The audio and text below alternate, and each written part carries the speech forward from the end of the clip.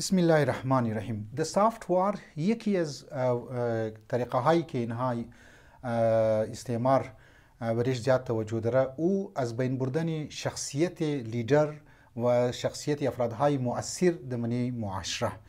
شما توقع در فرق نرم جنگ و سخت جنگ یا موقعی که د سخت جنگ که است نظامی یا فوجی یا فیزیکلی لیدر از بین مبره، د سافت وار که است اینها شخصیت ترور مونه، یعنی ترور مونه گفته فارسی زبان ها.